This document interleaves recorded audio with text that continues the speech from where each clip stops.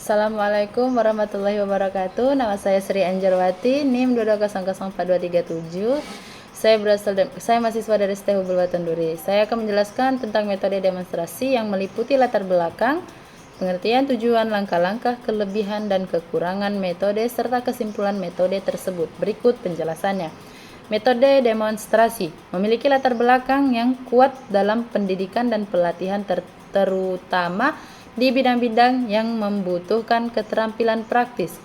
Berikut ada beberapa poin penting mengenai latar belakang metode ini. Pertama, asal-usul sejarah. Metode demonstrasi telah digunakan sejak zaman kuno dalam berbagai bentuk pendidikan dan pelatihan.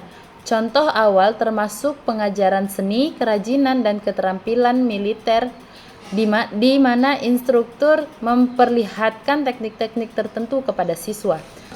2. Teori belajar. Metode ini berakar pada teori belajar observasional yang ditemukan oleh Albert Bandura, yang menyatakan bahwa manusia dapat belajar dengan mengamati perilaku orang lain, terutama jika perilaku tersebut diikuti dengan hasil yang positif. 3. Pengembangan keterampilan praktis. Di abad ke-20, metode demonstrasi menjadi semakin penting dalam pendidikan vokasional dan teknis. Keterampilan seperti memasak, pekerjaan kayu, keperawatan, dan teknologi sering diajarkan melalui demonstrasi. 4. Pendekatan interaktif.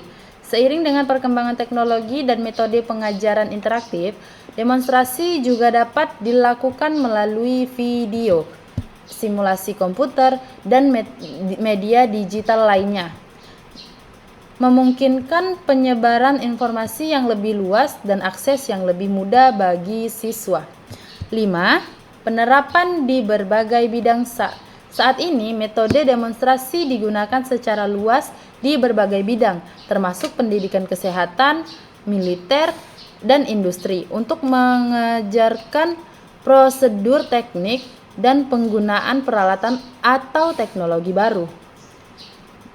Nah, tujuan penerapan metode demonstrasi ini, menurut Pupuh Fatur Rahman, ia mengemukakan bahwa tujuan penerapan metode demonstrasi adalah untuk memperjelas pengertian konsep dan memperlihatkan cara melakukan sesuatu atau proses terjadinya sesuatu, seperti pertama, mengajar siswa tentang suatu tindakan, proses atau prosedur, keterampilan fisik dan motorik, pengembangan kemampuan pengamatan, pendengaran dan penglihatan para siswa secara bersama-sama.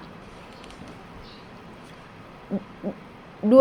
Mengkonkretkan informasi yang disajikan kepada siswa. Dengan kata lain, metode demonstrasi dapat membantu siswa dalam mengatasi kesulitan belajar dan pemahaman pembelajaran yang diajarkan oleh guru. Adapun langkah-langkah penerapan metode demonstrasi. Langkah-langkah penerapan metode demonstrasi memiliki strategi pembelajaran dengan metode demonstrasi sebagai berikut. Mempersiapkan peralatan dan bahan yang diperoleh untuk demonstrasi. B. Memberikan pengantar demonstrasi untuk mempersiapkan siswa mengikuti demonstrasi yang berisi pelajaran tentang prosedur dan instruksi keamanan. C.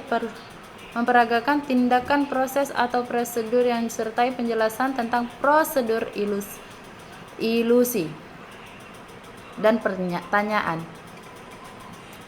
D. Untuk menghindari ketegangan, ciptakanlah suasana harmonis. Ada beberapa hal yang perlu diperhatikan agar metode pembelajaran efektif. Di antaranya, A. Guru harus menyusun tujuan pembelajaran dan kompetensi dasar. B. Mempertimbangkan dengan seksama apakah dengan teknik yang akan dipakai sesuai dengan tujuan pembelajaran dan kompetensi berdasar yang telah dirumuskan. C. Mempertimbangkan jumlah siswa dalam kelas, apakah memberikan kesempatan untuk berdemonstrasi. D. Mengecek alat-alat demonstrasi tentang kondisi dan jumlahnya. Nah, itu tadi adalah langkah-langkah. Sekarang keunggulan metode demonstrasi atau kelebihan metode demonstrasi. Yang pertama, perhatian siswa lebih dapat dipusatkan pada pelajaran yang sedang diberikan. B. Kesalahan-kesalahan yang terjadi apabila pelajaran direncanakan dapat diatasi melalui pengamatan. Contoh konkret dengan menghadirkan objek sebenarnya. Yang ketiga atau C, konsep yang diterima siswa lebih mendalam sehingga lebih lama dalam menjiwainya. Yang keempat atau D, memberikan motivasi yang kuat pada siswa agar lebih giat belajar karena siswa dilibatkan dengan pelajaran. Sangat dilibatkan.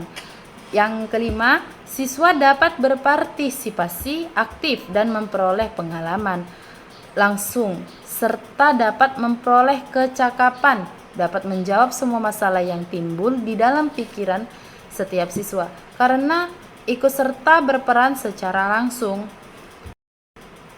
4. Atau kekurangan dari metode demonstrasi. Yang pertama, memerlukan waktu yang cukup banyak. Yang kedua, apabila terjadi kekurangan media, metode demonstrasi menjadi kurang efisien. Yang tiga, memerlukan biaya yang cukup mahal, terutama untuk membeli bahan-bahannya. Yang keempat, memerlukan tenaga yang tidak sedikit. Yang kelima, apabila siswa tidak efektif, maka metode demonstrasi menjadi tidak efektif juga. Yang keenam, kita harus di sini fasilitas yang kurang memadai. Metode demonstrasi ini adalah teknik mengajar. Ini kesimpulan. Metode demonstrasi merupakan teknik mengajar di mana instruktur menunjukkan secara langsung bagaimana melakukan tugas atau menggunakan suatu alat. Kesimpulan dari metode ini meliputi efektivitas dalam pembelajaran praktis. Metode ini sangat efektif untuk mempelajari keterampilan praktis karena siswa dapat melihat langkah-langkah secara langsung. Interaksi dan keterlibatan. Demonstrasi memungkinkan siswa untuk bertanya dan berinteraksi selama proses, meningkatkan pemahaman dan keterlibatan. Pembelajaran visual sangat bermanfaat bagi pembelajar visual yang lebih mudah memahami informasi yang dilihat daripada yang didengar atau dibaca. Pemodelan yang jelas, memberikan model yang jelas tentang bagaimana melakukan sesuatu dengan benar, mengurangi kesalahan yang mungkin terjadi saat mencoba sendiri. Baik, itu tadi pengertian atau langkah-langkah, tujuan, serta latar belakang dari metode demonstrasi itu sendiri. Cukup sekian penjelasan dari saya. Jika terjadi salah kata atau ketidaknyamanan Anda mendengar, saya minta maaf. Saya mahasiswa dari ST Hurbul-Waton, nama saya Sri Anjarwati, undur diri. Wassalamualaikum warahmatullahi wabarakatuh.